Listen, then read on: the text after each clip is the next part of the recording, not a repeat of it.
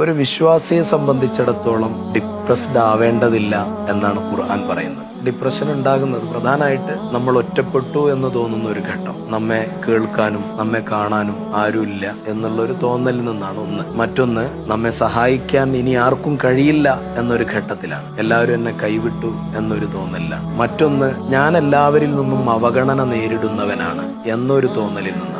ഈ തോട്ട്സ് ഒരിക്കലും ഒരു വിശ്വാസിയെ സംബന്ധിച്ചിടത്തോളം ഉണ്ടാകുന്നില്ല. അള്ളാഹു അവനെ വിട്ടൊഴിയുന്ന ഒരു സമയം പോലും ഇല്ലല്ലോ. നമ്മൾ നമ്മോടൊപ്പം എപ്പോഴും ഉണ്ടാകുന്ന നമ്മുടെ വളരെ ക്ലോസ്ഡ് ചങ്സ് അല്ലെങ്കിൽ ഇന്റിമേറ്റ്സ് ഫ്രണ്ട്സ് എന്നൊക്കെ പറയുന്ന നമ്മുടെ ഈ സൗഹൃദങ്ങൾ പോലും നമ്മെ വിട്ടൊഴിയുന്ന സമയമാണ് കൂടുതലുണ്ടാകുക. നമ്മെ അനുഗമിക്കുന്ന സഹവസിക്കുന്ന സമയം വളരെ പരിമിതമായിരിക്കും. എല്ലാ സമയവും നമ്മെ സഹവസിക്കുന്നവൻ, എല്ലാം ചെയ്യാൻ കഴിയുന്ന അള്ളാഹുവാണ്. അപ്പൊ അള്ളാഹുവിനോട് ആ ഒരു ആത്മബന്ധം സ്ഥാപിച്ചെടുത്താൽ ഡിപ്രഷൻ നമ്മെ പിടികൂടാൻ വരുന്നതേ ഇല്ല. ഏത് പ്രതിസന്ധി ഘട്ടങ്ങൾ വരുമ്പോഴും ഇതിനെ ഞാൻ മറികടക്കും, എന്റെ കൂടെ എന്റെ റബ്ബുണ്ട് എന്നൊരു തോന്നൽ നമ്മുടെ ഉള്ളിൽ നിന്നുണ്ടായി വരുമ്പോൾ അത് അവർണ്ണനീയമായ, വിശേഷിപ്പിക്കാൻ പറ്റാത്തൊരാശ്വാസമാണ് അത് ശരിക്കും.